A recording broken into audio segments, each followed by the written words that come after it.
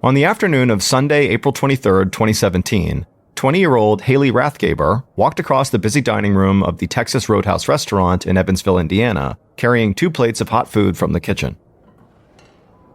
Haley stopped at a table near a window and set the plates down in front of a pair of customers. Then she gave a big smile and told them to enjoy the meal.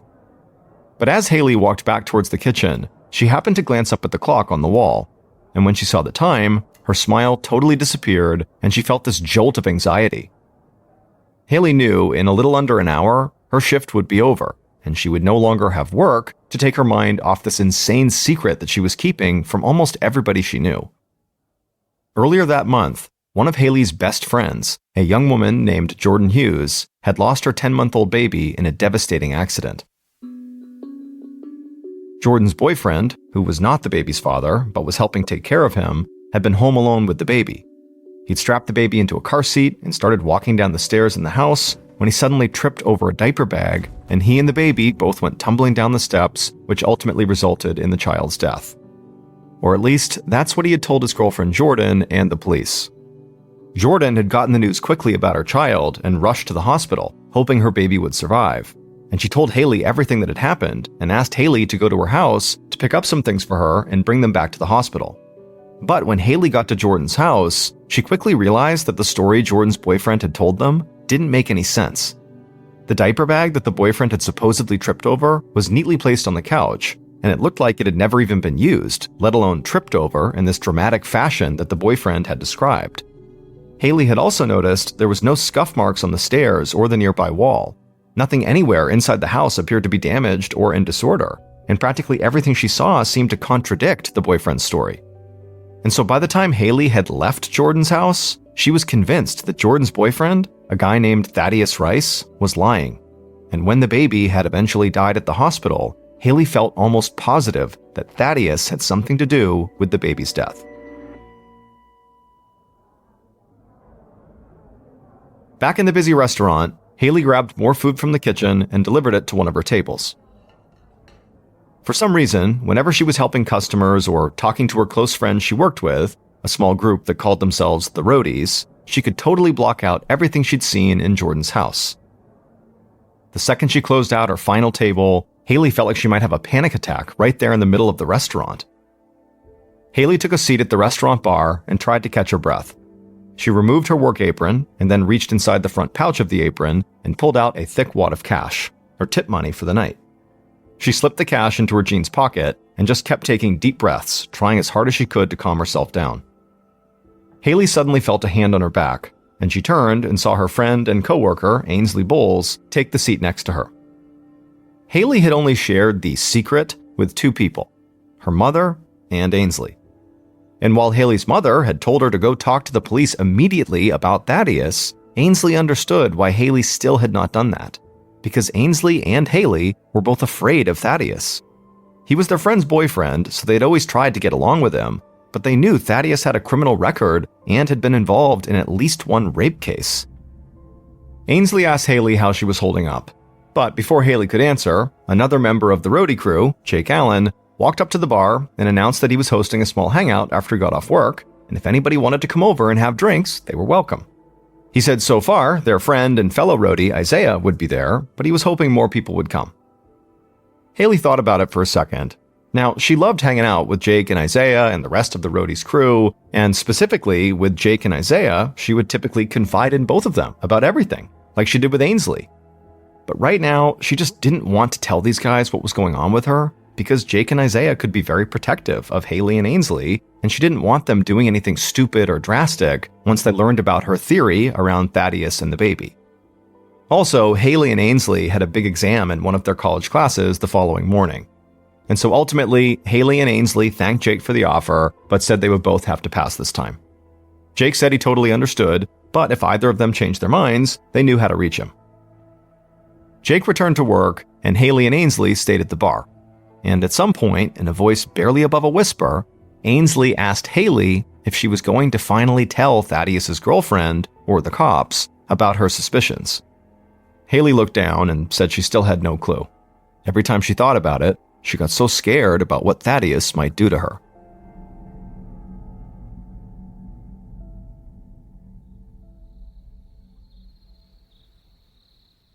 Later that evening, Haley was at her apartment alone, studying for her big exam and still trying to keep her mind off of everything else, when she heard her phone vibrate on the table. She put down her notes, looked at her phone, and saw a text message. After reading it, Haley thought about it for a second. She knew she really should keep on studying, but this diversion might help her relax for a bit. So she picked up her phone and replied to the message, and then afterward, she headed to the bathroom to put on some makeup and also change out of her t-shirt and sweats and put on a pair of jeans, a long-sleeve shirt, and a jacket. She was ready to go out.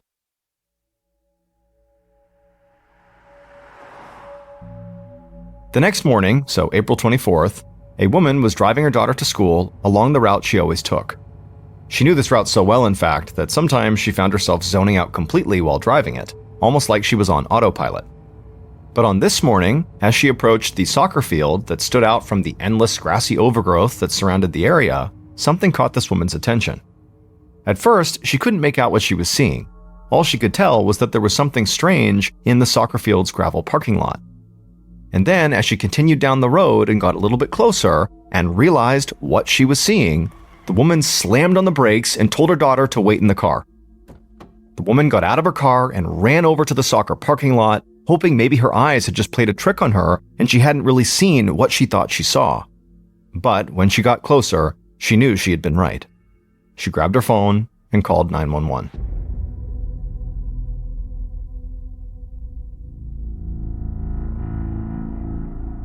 About 15 minutes later, so just after 7 a.m., Warwick County Sheriff's investigator, Paul Cruz, pulled up to the soccer field, got out of his unmarked police car, and made his way past the yellow crime scene tape. Cruz greeted the deputies and members of the forensics team who had arrived shortly before him. Then he walked past them and continued a bit further across the lot, and there he saw a young woman lying dead in the gravel. Cruz knelt down next to her and saw a wound in the back of her head, which clearly looked like it came from a gunshot, and he also saw a blue towel that was covered in blood lying next to her. Cruz scanned the ground near the body, and he didn't see any drag marks or anything to indicate that this young woman had been taken to this location by force. He and the forensics team would obviously need to do a lot more work, but for now, Cruz figured the most logical explanation was that this young woman had been walking through the lot when someone approached her from behind and shot her. Cruz looked around the lot and got an eerie feeling. He didn't see a single streetlight or lamppost anywhere in sight. This area was totally desolate, so if this young woman had been killed last night or early in the morning, it would have been pitch black here. Cruz had no idea why this young woman was walking through this dark parking lot, but he did know it would have been really easy for someone to follow her without ever being seen. Cruz crouched down over the body again, and he noticed an area of bare gravel on both sides of one of the dead woman's legs. It almost looked like she had made a partial snow angel in the gravel with that leg, and this really upset Cruz, because it likely meant that this young woman had not died immediately after being shot. She had fallen to the ground and squirmed before dying. Cruz stood back up and stepped away from the body, and then asked a crime scene investigator if he or anyone else had found a wallet or any kind of ID at the scene. But the crime scene investigator just shook his head. The dead woman had nothing on her. No wallet, no cell phone, no keys, nothing. They had no idea who this victim was.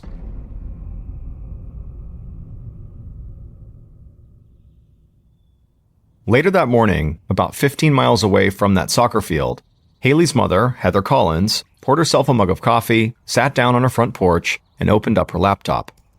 Heather began by scrolling through Facebook, which she did every morning. But, as she read through the posts in her feed, she began seeing something that disturbed her. All her friends from town were posting the same story from the local news. It was about this unidentified young woman who was found dead that morning outside of town. Heather's kids were 3 young women, all close in age, and so Heather immediately felt the maternal instinct to check on them and make sure each of them was okay. And so she promptly sent text messages to her 2 youngest daughters, and then also to Haley, her oldest daughter. And within minutes, her phone lit up, and Heather was relieved to see responses from her 2 younger girls. But she didn't get a response from Haley. However, she wasn't surprised, because she knew Haley had an important exam that morning, and Haley usually prioritized school over anything else. But an hour went by, and Heather still had not heard from Haley, so she called Haley's phone. The call went straight to voicemail. Heather left her daughter a message, trying to disguise how worried she was starting to feel, The next 30 minutes slowed to a crawl as Haley still didn't get in touch with her mother. And so finally, Heather picked up her phone again and she called Haley's friend, Ainsley, who went to the same college as Haley. Ainsley answered, and before Heather could even explain why she was calling, Ainsley asked her what was going on. She said Haley had not shown up to class that morning and missed the big exam. When Haley's mother heard this, she immediately felt sick to her stomach and had this horrible sense of dread come over her. Heather hung up and began talking aloud, trying to soothe herself. This was not her child out by the soccer field. It couldn't be her. It can't be her. Heather kept repeating this over and over again like a mantra, trying to convince herself that Haley was really safe, but it didn't work. So, after desperately waiting to hear back from Haley for a bit longer and still not hearing from her, Heather grabbed her phone once more and called a friend of hers who happened to be a detective for the Evansville Police Department. And when the detective answered, Heather told him that she had heard the news about the unidentified body and she couldn't get in touch with her daughter Haley, and she was now really worried. Heather's detective friend told her that given where the body was found, that this case was actually out of his jurisdiction. However, he did have some contacts at the Warwick County Sheriff's Office, and he said he would call them to see what he could find out. Heather provided her detective friend a physical description of Haley. She had long light brown hair with blonde highlights, and her teeth were always really bright white. Heather also told the detective the type of clothing Haley typically wore, and she sent him pictures of Haley's tattoos. Then she hung up and waited. A short time later, Heather's phone rang. It was now the Warwick County Sheriff's Office calling, and when they spoke to her, they said they actually wanted to speak to her in person. Haley's mother immediately began to shake, and she felt the blood drain from her face. She could think of only one reason why they would want to talk to her face to face, and she just wanted to curl up and die. Anything but face the news she knew she was about to hear. A short time later, Heather heard a knock on her door. When she opened it up, she saw it was deputies from the Warwick County Sheriff's Office. Heather immediately began to shake all over, and she felt the blood drain from her face. And as soon as she heard one of the deputies utter the words, "I'm sorry," Heather broke down and collapsed to the floor. Her daughter Haley was dead.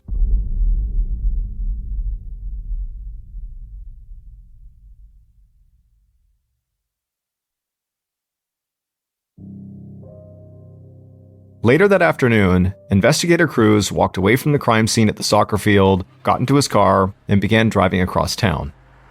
And as he drove, he felt very frustrated. Earlier, he'd gotten a call from the station, so he now knew his victim was a college student named Haley Rathgaber. But that was about all he knew. He and his team had thoroughly combed the crime scene and the area surrounding it, but almost nothing had come from their search. Not even a single shell casing had turned up. In fact, the only evidence that had been bagged at the scene was that bloody blue towel found next to the body, which the medical examiner was sending off to the crime lab for DNA analysis. After a short drive, investigator Cruz pulled into the sheriff's station, and he walked in just as Heather, Haley's mom, was arriving. She was there to get more information about what happened to her daughter. Cruz very gently approached Heather, who was clearly still crying, and he told her how sorry he was that her daughter was gone, and he promised that he'd find out who did this and bring that person to justice. Cruz understood now was not a great time to sit down and ask Heather a bunch of questions, but he said he did need to ask her one thing. Could she think of anyone at all, who might have wanted to hurt Haley? Haley's mother didn't even hesitate. She looked right at Cruz and said she knew of one person for sure who would want to do this: Thaddeus Rice. When Cruz heard this name, he did a double take. Cruz knew this name very well, because Thaddeus Rice was a suspect in another case he was currently working on. So now Cruz really wanted to know more if Heather was comfortable still sharing. Heather said, of course, and she proceeded to tell him the whole story. And as Cruz listened to Heather, he knew exactly where the story was going, because this story was the other case he was investigating: the death of Thaddeus's girlfriend's baby boy. Heather told Cruz that Haley suspected Thaddeus might have been directly involved in the death of that baby. And so Heather said if Thaddeus knew Haley suspected him, he would have every reason to want to shut her up. Before Cruz could even respond, Heather took her phone out of her pocket and told him she needed to show him something. She unlocked her phone and quickly pulled up a message that a friend of Haley's had sent her just before Cruz had arrived at the station. It was a video that Thaddeus had recently posted to his social media. And in this video, Thaddeus is seen posing with a gun.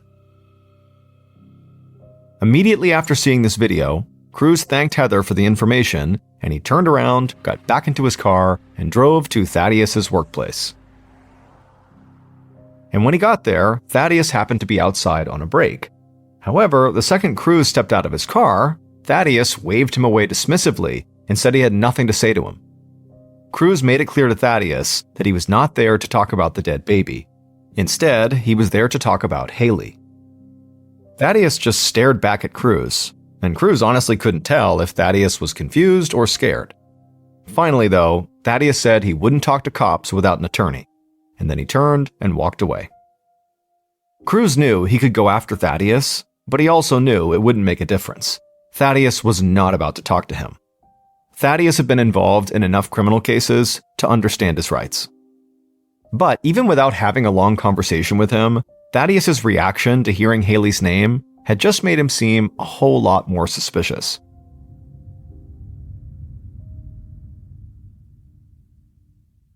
Around the same time Cruz was confronting Thaddeus, a young man named Isaiah Hagen sat on his front porch staring at his phone. Isaiah was Haley's close friend and coworker, one of the members of the Roadies crew, and right now he was looking at a series of text messages from other members of that group, specifically his friends Jake and Ainsley, saying that Haley had been found dead by the soccer field just outside of town. And so Isaiah was just processing it and beginning to cry, and then right at that moment, he heard his mother inside the house behind him, and he instinctively just got up, went inside, and hugged his mom, and began crying even harder. She asked him what was wrong, and Isaiah told her about Haley, and his mom couldn't believe what she was hearing. She worked for the county sheriff, so she knew all about the young woman who'd been found at the soccer field, but she had no idea this young woman was one of her son's good friends. Isaiah hugged his mother tighter and told her that none of this made any sense, because he'd just seen Haley the night before, and everything had seemed fine. How could she be dead? Isaiah's mom pulled away from him, and she told him she understood how upset he was, but he really needed to go talk to the lead investigator right away, because even if Isaiah didn't realize it, he might have seen something or heard Haley say something last night that could help investigators find her killer. Cruz was at the station sitting at his desk looking through Thaddeus's rap sheet when his phone rang. He picked up the call, and Isaiah introduced himself and said that his mother worked at the sheriff's station. Cruz asked if everything was okay, and Isaiah said he was calling about his friend Haley, the girl who'd been found at the soccer field. He explained to Cruz that he had just seen Haley the night before, and he wanted to help if he could. Cruz told Isaiah that he could help by walking him through everything he remembered from the previous night. This would help Cruz flesh out the timeline of Haley's final hours. Isaiah told Cruz that the night before, he had been at his friend Jake Allen's place playing video games when he got a text message from Haley. And in this text, she said she was going to meet someone at a local park where the college students sometimes hang out. And she asked Isaiah if he could give her a ride because she didn't want to leave her car there. Isaiah said that was no problem, so he had left Jake's place, went to Haley's, hung out with her for a minute, and then drove her to the park. Isaiah told Cruz he had no idea who she was meeting. He said he didn't ask her about it because it felt like it was none of his business, especially if she was meeting up with some guy who she was romantically involved with. Isaiah said after he dropped Haley off, he just went back to Jake's house and kept playing video games until very early in the morning. Inspector Cruz kept listening and writing everything down, but then suddenly Isaiah just went silent, and Cruz could hear him trying to catch his breath. And when Isaiah started talking again, it was clear he was very upset. He told Cruz he felt really guilty now, and he wished he had asked Haley who she was meeting, because maybe he could have done something to protect her, or at a minimum today been able to provide the police a suspect. Cruz told Isaiah that he appreciated him calling in, and that he would follow up if he had any questions. After getting off the phone with Isaiah, Cruz quickly scanned the list of coworkers that Haley worked with at the Texas Roadhouse, and just as he remembered, there was Jake Allen's name and a phone number right next to it. And so Cruz called Jake and asked him if he could verify the times he had hung out with Isaiah the night before, and Jake corroborated Isaiah's story.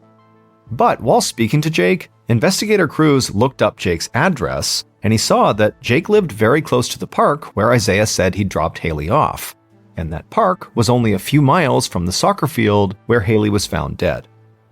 And so Cruz began to question Jake about his own activities the previous night, and pretty quickly, the call took a very weird turn.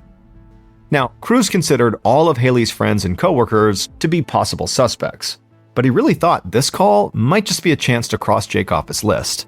But Cruz noticed that Jake suddenly started to sound very nervous and defensive as soon as his actions were called into question. Jake insisted that he hadn't seen Haley at all the previous night. In fact, he hadn't seen Haley since work that afternoon. He said he had invited her and their other friend Ainsley over to hang out, but they both had declined. And then after talking about Haley for a minute, Jake suddenly shifted gears back to Isaiah, saying he thought it was very strange how Isaiah would just drive Haley out to the park and leave her there. Cruz let Jake keep talking, but he wondered if Jake had something to hide, and if that's why he was throwing suspicion onto his friend Isaiah. After hanging up with Jake, Cruz went back to his list of everyone who had worked at the Roadhouse with Haley. Up until this call, Cruz had really only been focused on Thaddeus, who didn't work at the Roadhouse, and he definitely still considered Thaddeus a major suspect with a very clear motive. But now, Cruz felt like he really should put some additional attention on the Roadhouse employees, specifically Jake and Isaiah.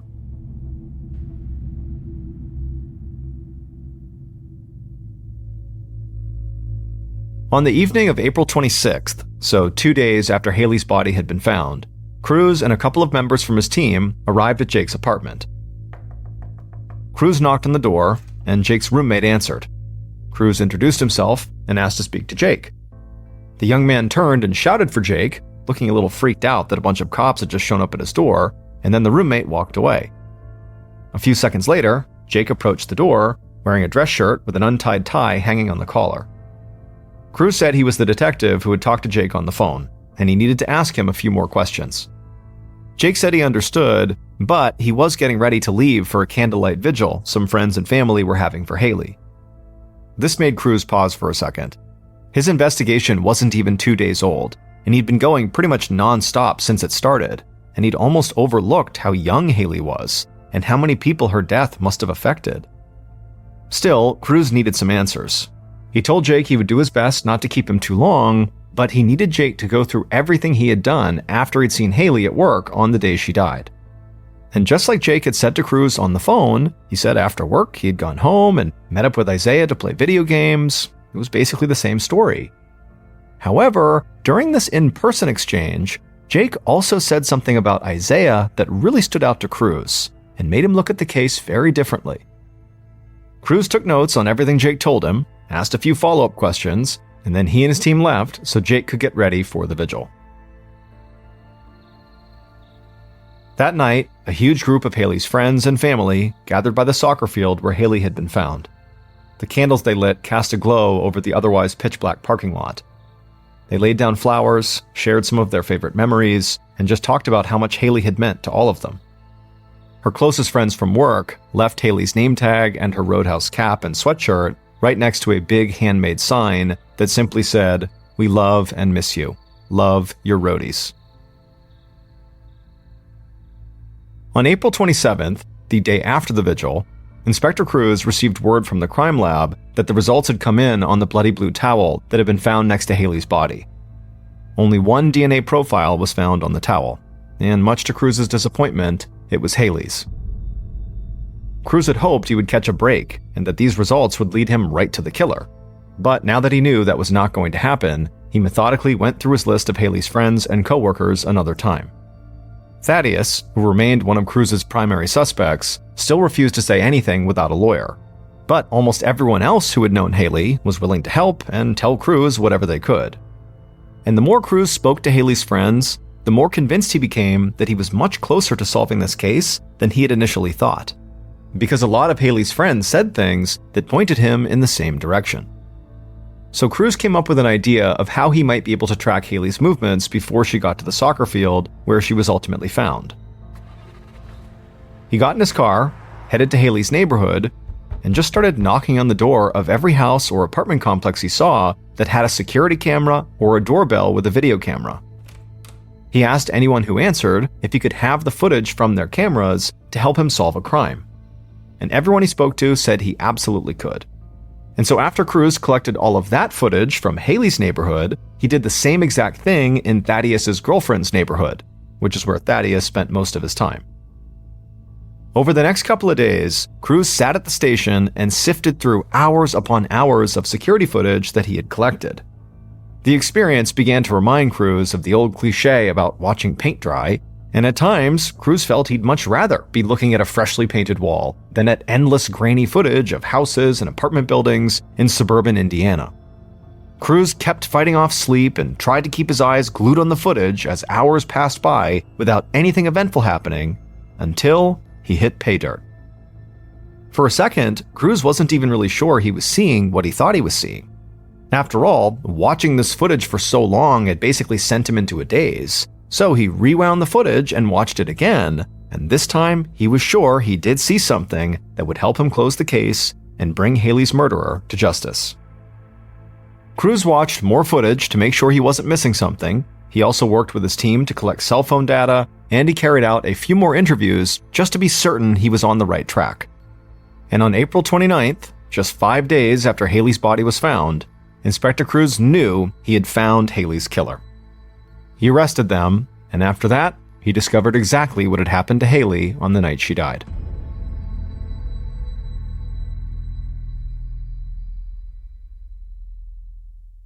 Based on surveillance footage, interviews, and evidence gathered throughout the investigation, the following is a reconstruction of what police believe happened to Haley Rathgaber on the night of April 23, 2017.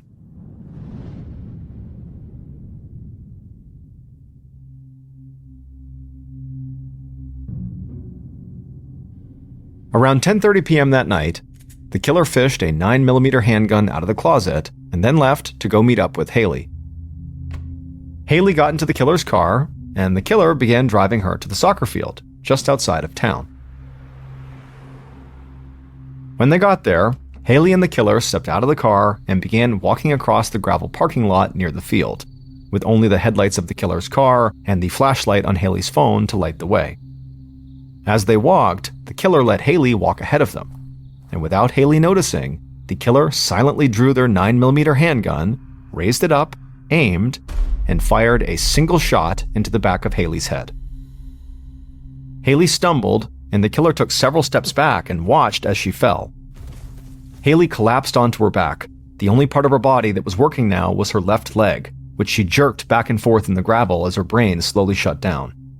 The killer just stood there and watched as Haley died. And in that moment, for a second, the killer felt bad about what they had just done. But regardless, after she was dead, the killer turned away from the body, went back to their car, and grabbed a blue towel they happened to have in the back seat. The killer then walked back to Haley's body, knelt down, and used the towel to wipe up some of the blood. After that, they put the towel down, and then scooped up Haley's phone off the ground. They also reached into her pocket and pulled out her wallet, which contained $200 in cash. And then the killer stood up, took one more look at the body, and then turned and ran back to the car, carrying their gun and Haley's stuff with them. Later that night, the killer went to their friend's place and hung out playing video games all night, without ever showing the slightest hint of what they had just done. Haley's close friend and fellow roadie, Isaiah Hagen, was her killer.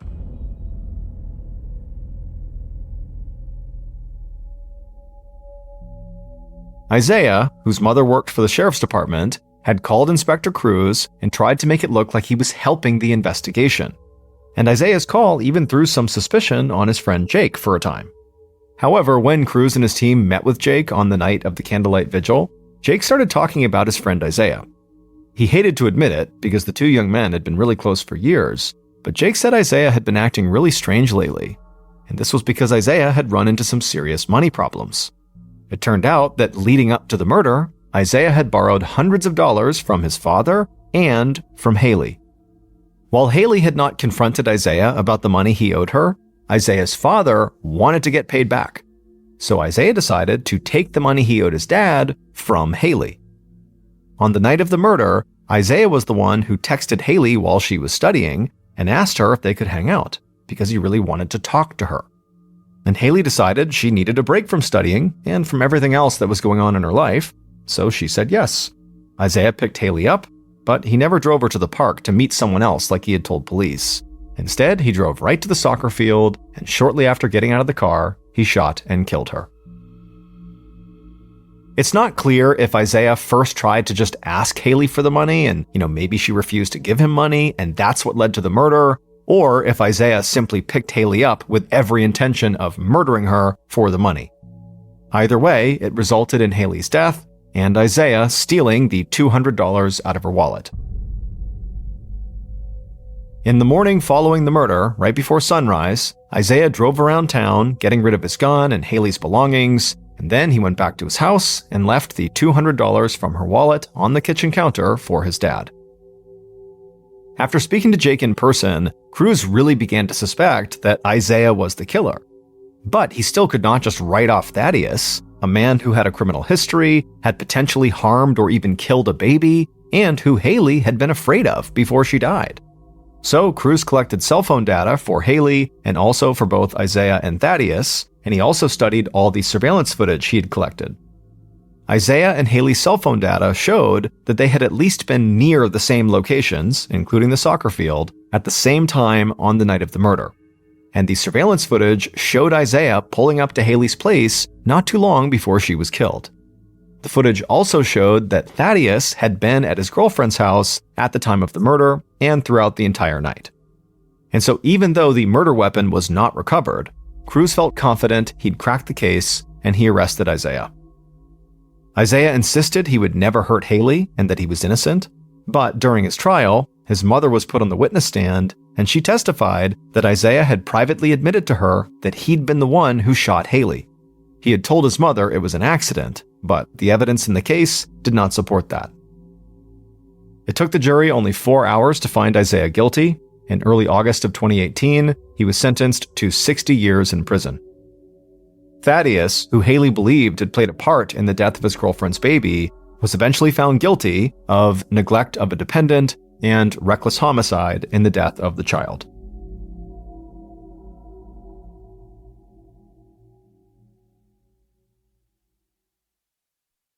A quick note about our stories: they are all based on true events, but we sometimes use pseudonyms to protect the people involved, and some details are fictionalized for dramatic purposes. In the summer of 2015, a young man named Paul was on his last day of a 7-day solo backpacking trip through a very remote area in Utah called the Dark Canyon Wilderness. Dark Canyon gets its name from its steep walls that block light in the morning and in the late afternoon. It's an area that's only accessible by foot, and it's not uncommon to go in there and not see another person the whole time you're there.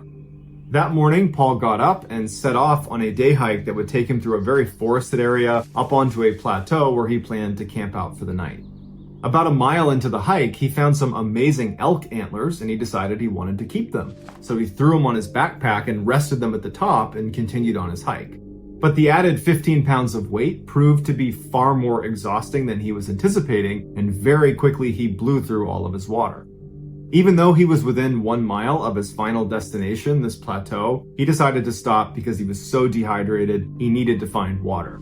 So he puts his pack down, he puts the elk antlers down, and he starts walking around, and amazingly, he does find some water. Granted, it was kind of a gross puddle of standing water, but he figured I can boil this and it should be okay. And as he's preparing a fire to boil this standing water, he figures, you know what, if I'm making a fire here, I might as well just make my camp here. So he sets up his tent and then he makes a fire and he's about to start boiling this water when he realizes how dumb he's being. If there's a puddle of standing water right here, then probably just a little ways upstream, there's going to be some running water. Why don't I not boil this crappy water that will only yield, a couple sips of water and go look for the running water where I can drink as much as I want? So he puts the pot down and he leaves all of his gear at the campsite and he begins walking up this mountain to hopefully find a stream. And after about a half mile of walking up this mountain, he finds this little spring. Immediately, he's down on hands and knees drinking as much water as he possibly can because he's super dehydrated. And after he's drank for quite a while, he reaches down to his belt where he kept his water bottles. And he realized he left all of his gear, including his water bottles, at camp. So he didn't have a way to collect this water. And so he's like, shoot, I gotta go back to camp and get the bottle and come back. I'm gonna burn a bunch of energy. But he's like, you know what can you do? I need the water. And so he gets up and he turns around and he starts walking back towards his camp. And immediately he starts to feel really anxious as he's walking back. He can't help but feel like someone's behind him watching him. And he kept turning his head thinking he's going to see someone just over the mountain who's quietly stalking him. And he just could not shake this feeling. And so as he's walking back to camp, every little sound he hears is totally throwing him off. Every little rustling leaf, every little bird overhead, he's totally on edge because he's convinced someone is behind me or someone's over there, someone's watching me. He finally gets back to camp, he gets his water bottles, and he considered not going back to the spring because he didn't want to cover that distance again because of how stressful it just was. But ultimately, he knows he needs the water. So either he's going to sit here for a really long time and boil a bunch of stagnant water, or he can just suck it up, walk to the spring, get some water, come back, and be good. Before he walks up to the spring, he grabs a really big stick to use as a club, and then he walks up. So now he's got some protection. And immediately, as he begins that half-mile trek to the spring, the anxiety pours right back over him, and he can't help but feel like someone is watching him. But he gets up to the spring, he fills his water bottles, he turns around and he starts walking back, and he walks down this little rock face and lands on the trail he had just been on a minute ago, and he stops because he sees something on the ground that wasn't there before. A fresh mountain lion print is placed right in between two of his footprints that he had just made on his way back to the spring. Meaning, there's a mountain lion somewhere right around here that's not just watching me, it's hunting me. Paul doesn't really know what to do, so he runs to his campsite and gets in his tent and huddles in his tent for the rest of the night, hoping a mountain lion doesn't attack him. And fortunately, it does not. And what he thinks probably happened was when he picked up those elk antlers and put them on his backpack and was walking around with them, he probably attracted the mountain lion that thought he was an elk and therefore food.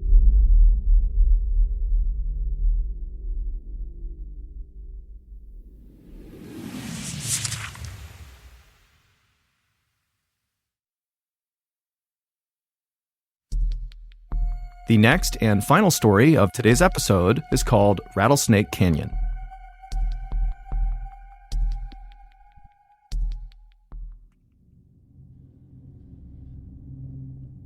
At about 1:30 in the afternoon on August 8, 1999, a park ranger named Lance Madsen stood frowning down at a dusty red Mazda car inside of an otherwise empty parking lot just outside of Carlsbad Caverns National Park in New Mexico. Lance knew the two men who owned this red Mazda had taken out a one-night permit to be allowed to go into Rattlesnake Canyon, which is one of the most isolated parts of this national park. It's basically just a single long, scrubby little trail that's kind of all desert with high canyon walls on either side. In order to get access to Rattlesnake Canyon, people need to go to the visitor center and literally fill out paperwork so the park rangers know they're out there and can go out and check on them if they don't come back in time. And so the two men who owned the Mazda had done that. They had filled out all the paperwork, but now Lance was noticing they had not returned at the end of their permit. They had stayed out, presumably in Rattlesnake Canyon, for an additional 3 nights. Now, Lance was not concerned because people did do this. It was more like he was annoyed because now he would have to go out into Rattlesnake Canyon and find these two guys and figure out what was going on.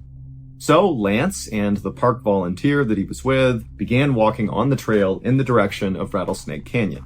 And after walking less than a mile on this trail, Lance and this volunteer looked up ahead, and just off the trail, there was a green and maroon tent that was pitched right out in the open. And so Lance immediately assumed that this had to be the two men who owned the red Mazda. And so very quickly, Lance's annoyance was replaced with relief because it turned out it was really easy to find these two campers, and he'd be able to go figure out what was going on and either get them back to their car and get them to leave, or if they wanted to, they could, in theory, extend and stay longer with the right permitting. But when Lance and his partner walked down the trail and left the trail to go walk over to this tent, they started to notice there was something off about it. Right away, as they got closer and closer to this tent, they began to smell this horrible kind of chemical burning smell. And then also all over the ground were all these little bits of burned pieces of trash. And then finally, when Lance and his partner actually arrived right in front of the tent and they were looking down at the closed flap, it was zipped shut, they saw clearly there was something moving around inside of the tent. But whoever or whatever it was wasn't making any noise. And so Lance and his partner, they kind of looked at each other, and they both at this point were pretty nervous. Their hearts are racing. They don't know what's going on here. And then Lance just kind of impulsively reached down, unzipped the tent, and lifted it open. And when he saw what was inside, he immediately was hit with this wave of fear and anxiety.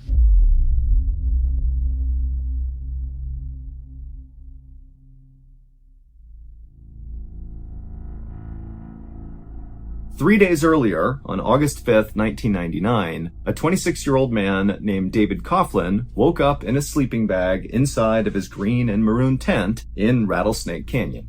And as soon as David sat up, he smiled because he could hear right outside of his tent the sound of his best friend, Raffi Kodakian, making breakfast and gathering up supplies for that morning's hike. Dave and Raffi were on what they called a trip of a lifetime. 6 days earlier, they had left their hometown of Boston, Massachusetts, and traveled more than 2,000 miles west, sleeping at campsites and cheap motels along the way. Their final destination was a university in Santa Barbara, California, where Dave was going to be getting his master's in environmental engineering, but they were going to basically turn the journey out to California into a big vacation. And Carlsbad Caverns National Park was easily both of the men's favorite spots so far, because unlike the other campgrounds they had stayed at so far, which were kind of cheap and small, Carlsbad Caverns was huge. It was 47,000 acres of just wild desert. And so for Dave and Raffi, whose normal everyday lives were kind of safe and boring, doing desk jobs and the like, this felt sort of thrilling, like they were cowboys exploring the Wild West. As Dave sat inside of his tent, listening to Raffi make breakfast and get ready, Dave noticed he was already sweating, despite it being pretty early in the morning. It was just already so hot outside. And so Dave grabbed his water and took a sip, and as he did, he thought about that park ranger who had helped them fill out their paperwork to be allowed to come out into Rattlesnake Canyon, who had made a really big deal about ensuring that Dave and Raffi each have at least 1 gallon of water per person per day that they were going to be out here because of the heat. But after they had left the park ranger, Raffi, who had way more experience camping than Dave did, explained to Dave that that was totally overkill and they didn't need that much water. So instead of bringing 2 huge gallons of water for the single night they planned to be out in Rattlesnake Canyon, Raffi had brought along for both of them just 3 16-ounce bottles of water. For reference, that's approximately 6 times less than what the park ranger had suggested. The men had already used one of those 16-ounce bottles of water to boil hot dogs the night before for their dinner, and now the bottle that Dave was drinking from was already half empty, and so he was pretty much down to the last of his water. But Dave wasn't really worried about his water because he and Raffi were going to be hiking out of Rattlesnake Canyon that day and heading back to their car and continuing their journey out to California. And they knew they had set up their tent very close to the parking lot. And so it was a short hike. They're back in their car and then they're good. And so Dave capped his water, he got out of his sleeping bag, he left the tent, and he joined Raffi in prepping their supplies to get ready for their hike out. And by 8:30 a.m., their entire site was packed up and the 2 men were on their way heading back. The 2 men walked at a leisurely pace in the direction towards their vehicle for about an hour, and as they walked, they did see signs that they were on the right trail. There were these stacks of white rocks that marked the trail, but after walking this full hour, they knew they probably should have been at the parking lot, but they didn't see it yet. However, the 2 men were not worried yet because remember, they know they're close, and so they're thinking, okay, maybe a couple more minutes and we'll see the parking lot. And so they stopped, they had some more water, and then they kept on walking. But after walking for another 2-3 hours still in the direction that they believe was towards the parking lot, they did not see the parking lot. In fact, they didn't see anything that looked familiar, and there were no more stacks of white rocks to show they were even on a trail. They were totally lost. And so Dave and Raffi, who were doing their best not to panic, they both sat down, they pulled off their packs, and they pulled out their topographical map and began looking for some sign of where they were. But neither man could read the topographical map, And so all the swirls on the map showing every contour of every geographical feature, it just didn't make any sense to them. And so the map was of no use, and it was getting hotter and hotter by the minute. And so Dave and Raffi put the map away, feeling totally frustrated. And for a second, they thought about getting up and just continuing to walk roughly in the direction they thought they should go. But as soon as they stood up, they both just felt so exhausted from walking and the heat, which was now, it's noon, so it's really burning down on them. And so the two men just walked over to the edge of a canyon wall where some shrubs were kind of hanging off the wall, providing a little bit of shade. And the two men just plunked down right underneath the shade, and they just sat there in silence.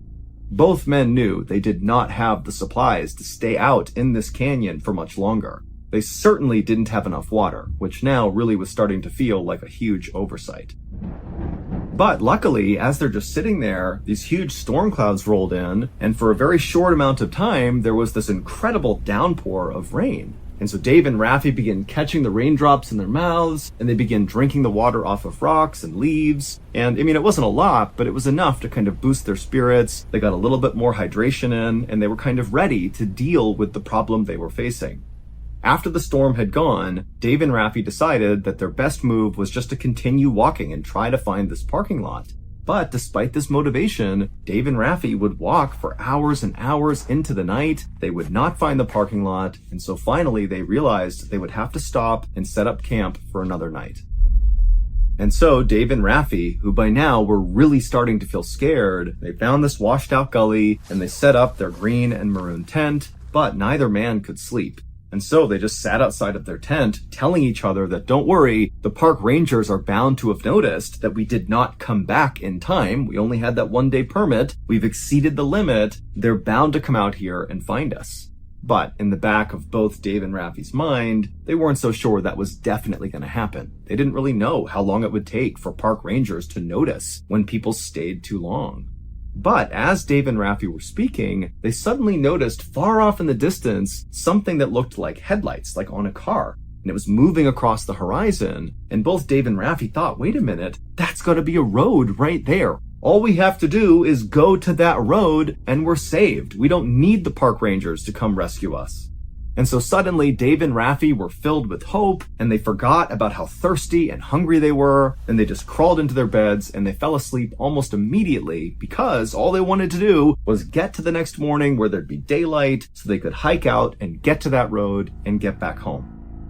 Dave and Raffi woke up early the next morning, and they were very eager to get up and start making their way towards this road. But instead of packing up their campsite and bringing it with them, they decided instead to leave their campsite and leave behind a journal that had some information about who they were and what they were doing in case park rangers came looking for them. And so Dave pulled out a journal from his pack and he drew a kind of crude map of where this campsite was and where they were going towards this road that appeared to be up on this ridge. And then also Dave included in this note, Dave and Raffi's names, their ages, where they lived, some contact info, and also the fact that they were completely out of food and water, and that if you find this journal, please follow up and make sure we're okay. And so after leaving behind this journal at the campsite, Dave and Raffi set off to go to this road. But after walking for hours and hours up a kind of gradual incline, they reached what appeared to be this kind of third ridge where up and above the ridge was this road. But to get up onto this kind of wall right in front of them was really challenging. There was cactus everywhere, and the gullies that kind of led up to the top of this ridge were very slippery and almost vertical, so nearly impossible to climb. And so this was really a chore getting up there. And you got to remember that Dave and Raffi are already totally exhausted. They have no food, no water, and so this is miserable. But eventually, Dave and Raffi were able to get up onto this ridge, and they looked out, and there was no road. There was nothing. It was just pure desert as far as they could see. And so they had no idea what those lights were that they saw. Clearly, it was not headlights. For all they knew, it could have been a figment of their imagination. They're desperate to be saved, and so maybe it was possible that they imagined seeing this road. And so as the two men stared in stunned silence at nothingness in front of them, they noticed that a buzzard had actually begun flying in slow circles over their head, almost like it was just waiting for the two men to die so the buzzard could come down and eat them. Now, Dave was ready right then and there to head back to their campsite and just wait, but Raffi was insistent that they just keep on going because you never know, maybe there is a road just a little bit farther along. But after walking for maybe a couple more hours, they did not see a road, and by this point both men were beyond exhausted, and so the two men did finally turn around and painstakingly walk their way all the way back to their campsite. And as they're walking, they're telling themselves, maybe we'll get there and park rangers will be waiting for us. A search party will be here. But when they got to their campsite, there was absolutely no sign that anybody had come to their campsite since they left. Their journal with their note and their crude map and all that was still just sitting right in the middle of their campsite, untouched. And it was at this point that Dave and Raffi's spirits were just totally broken. The next morning was Saturday, August 7th. So Dave and Raffi were now beginning their 4th day in the desert and their 3rd day without any water. Raffi had gotten really sick from drinking his own urine, and Dave had begun to experience all these horrible stomach cramps, very likely from eating unripe prickly pears. Also, Dave's legs were starting to seize up, which made it nearly impossible to walk. And so the two men knew they had no chance of hiking out of here to safety. They really just had to wait for their rescue to come. And so that day, Dave and Raffi attempted, with the little energy they had, to make a huge SOS symbol on the ground using rocks. But after putting the S down and the O down, they didn't have enough energy to collect more rocks to make the last S. And so they did not finish their SOS symbol. And then also Raffi at some point soaked his sleeping bag in fuel and lit it on fire to try to create a smoke signal that somebody might see. But the smoke didn't get high enough, and so it didn't work. And so all that really accomplished was it destroyed Raffi's sleeping bag and also created this terrible stench around their campsite of burning chemicals from having burned the polyester material that made up the sleeping bag. And so by that afternoon, when the sun was right over their head and beating down on them, Dave and Raffi just crawled inside of their tent and laid there in silence. And as they did, they noticed the stones underneath their tent felt kind of cool, and so they cut the bottom of the tent out and just laid directly on these loose rocks inside of their tent. By that evening, when still no rescuers had arrived, Dave and Raffi really began to realize that this could be the end.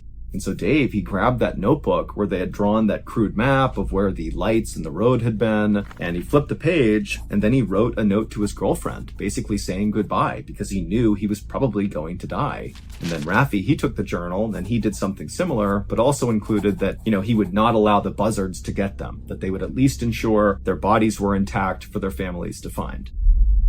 And then after writing these notes and tucking the journal away, Dave and Raffi crawled out of the tent because by now it's dark out, the sun's not out, it's a little bit cooler outside. And the two men, they sat down and they began having a fairly matter-of-fact conversation about the situation they were in. Both men were very emotional. At one point, Dave began screaming and crying just out of despair. But at the end of this conversation, the two men made a decision, an unthinkable one, that really would only ever be made in a situation like this. And so after both men were on the same page, they crawled inside the tent and zipped it up.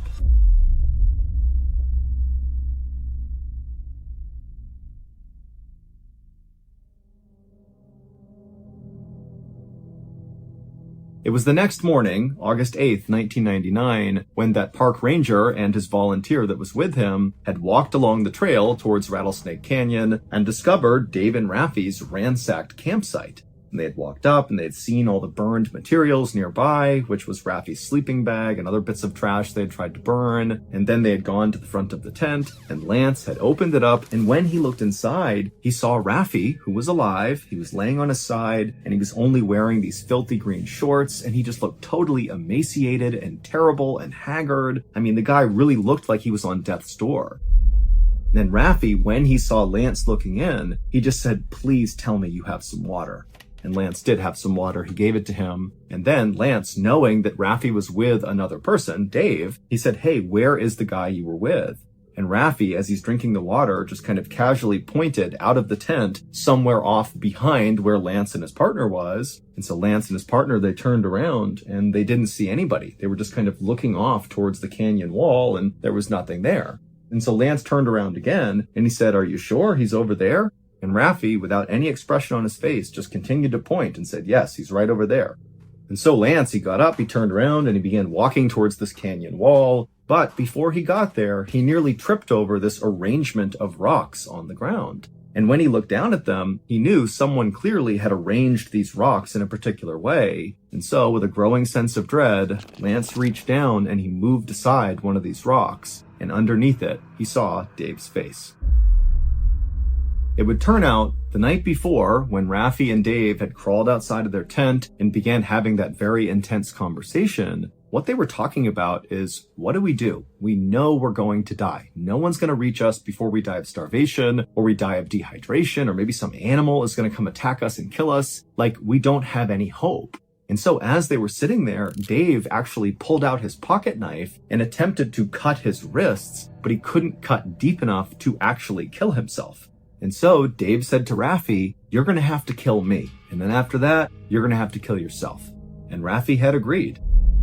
And so Raffi and Dave, they went back inside their tent with no floor. It's just open rocks in the bottom. And Dave, he lied down on his back and he pulled his shirt up and he exposed his rib cage. And then Raffi, he pulled out his 4-inch pocket knife and he placed it right up against Dave's rib cage. And then with Dave basically egging him on to stab him, Raffi attempted to push the knife into his heart, but he couldn't break the skin. And so Dave, he's now screaming out in pain, but he's still urging Raffi to come on, just do it already. And finally, Raffi does manage to get the knife right through his ribs and into Dave's heart.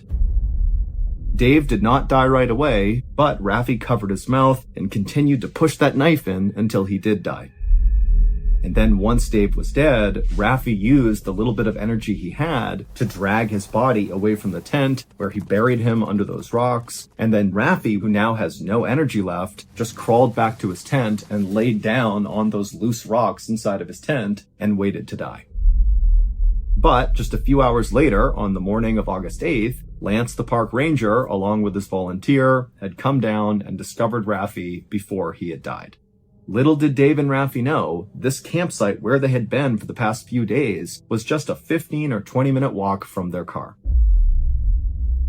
9 months later, on May 11th, 2000, Raffi pled guilty to murder and was sentenced to 16 years in prison.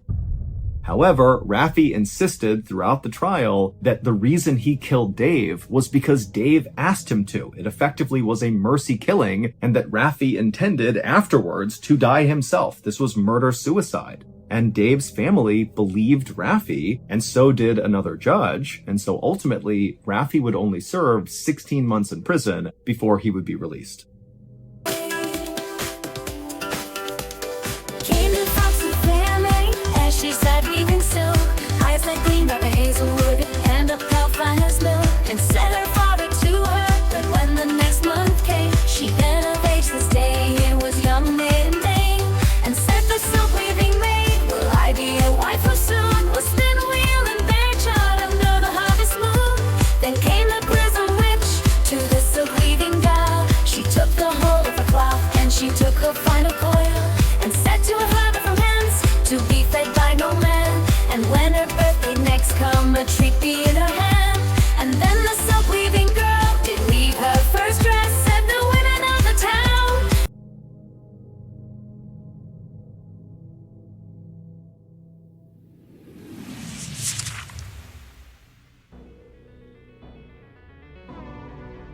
Thank you for listening to the MrBallen's podcast. If you enjoyed today's stories and you're looking for more strange, dark, and mysterious content, be sure to check out all of our studio's podcasts. They are this one, of course, MrBallen's Podcast, and we also have MrBallen's Medical Mysteries, we have Bedtime Stories, and also Run Fool.